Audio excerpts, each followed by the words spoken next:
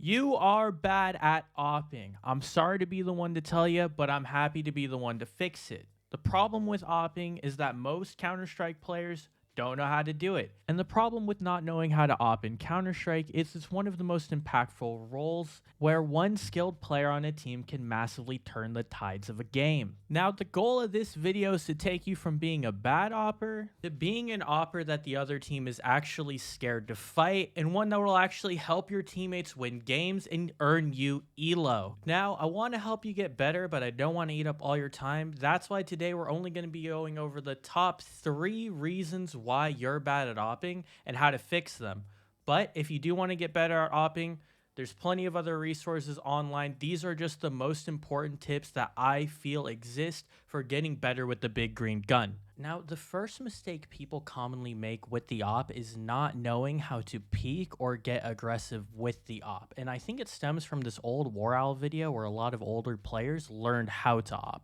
Basically, in this old video that now has 3.5 million views, War Owl says that what you want to do with the op is stop, scope, flick, and fire, which is a very old school way of opping and definitely not an effective thing to do if you want to be consistent with the op and also don't want to get killed while you're stopping and scoping.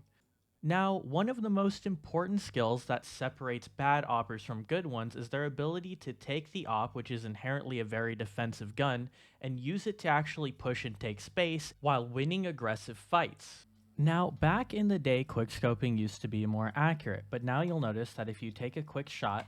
and you immediately fire after scoping, you're going to have a high degree of variance between your shots. Now, a great way to get better at being more active with the op is instead of to walk out and try and go for quick scope flicks, where the bullet might not be accurate and you might miss someone just due to the gun's inaccuracy, you actually want to scope up,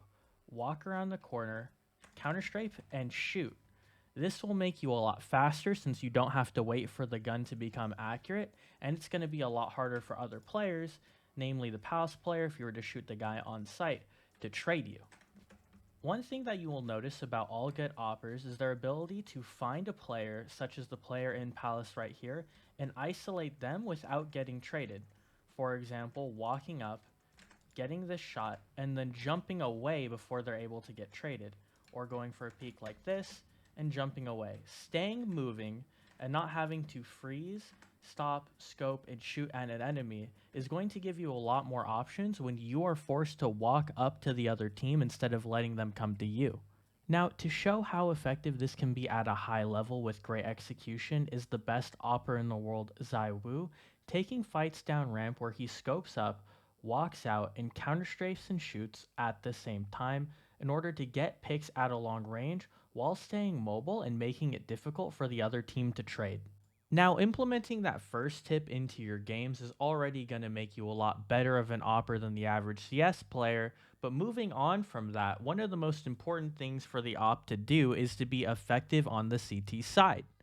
And that's why the second reason you're bad at opping is that you don't move the op around enough on CT side. I mean, it's really aggravating when you see someone take up the same angle that's getting them killed over and over again when they should be moving that op around the map. Now, here's a hypothetical example that I'm sure you guys have experienced in a lot of your games while you've been playing, where you go mid with the op and you get a mid pick, and then the other team starts throwing a mid smoke for window where you're no longer able to watch from the window with an op. Now, I gotta call some of you out on this because I'm in these games and I'm watching my opper continuously go to the window that's getting smoked, where he gets no kills and drops his op con every other round. And if that's you, you need to cut it out. The reason why you see high-level Faceit players and pros moving the op around so much is because it keeps one piece of utility like the mid-window smoke from being as effective as the other team wants it to be. If you play the same spot with an op every round, the Ts are going to get used to it, so you have to stay mobile. And there are plenty of ways to do it. You can make the catwalk jump. And another thing is if you don't want to play on catwalk, you can go under, look for a pick and underpass, and then smoke yourself off by throwing a smoke to cross back to connector. The connector area is going to allow you to have a lot of different fights, such as the one on top of the bench, or going and jumping onto the little ledge and fighting from inside connector, or even dropping down into the lower connector area and looking top mid for picks. Even these small adjustments in positioning can throw the other team off and make it really difficult to know where exactly you're standing with the op. Now, although it is always good to move the op around to watch certain positions, it could also be important to shift where the op is playing entirely. For example, if the other team always knows that you're peeking out mid, it could be important to shift the op onto a site like A or B on Mirage so that the other team is never too sure where you're going to be playing. Playing the op dynamically around the map like this will make the other team paranoid that you could be shooting from anywhere, and it will also make it so that you hard punish bad positioning by the Ts. And this will make the T side have to be more cautious in the way that they take map control, which will burn utility and time off the clock and make it easier for you and your team to close out rounds on the CT side.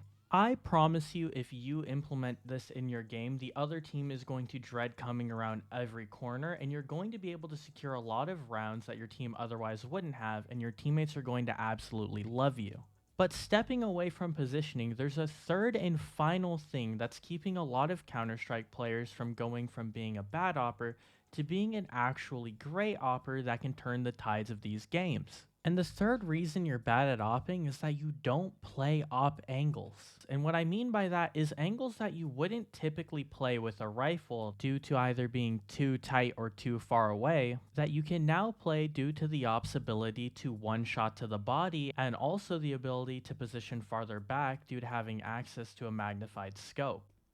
Now let's take a look at outside and some of the more popular angles play, like watching the mini drop from here, or stepping back to cover the top of Marshmallow and making sure no one can drop mini, and then peeking red box, or even sometimes peeking down into long. See, these are all the popular ways that people like to play outside, so it makes sense that when people get an op, they basically play most of the same angles, except this time whenever they peek, they're looking more for a one-hit kill, or they're looking more to get a kill and then jump into cover where they won't be traded so easily. Now, like I said before, a lot of bad oppers are just going to come to these angles that they've been playing with a rifle and try and look down them with an op. But what you can start doing if you want to improve is actually look for angles that you normally wouldn't be able to play, such as playing all the way far back like this and watching the cross to red, or even going for a jump onto the credit box,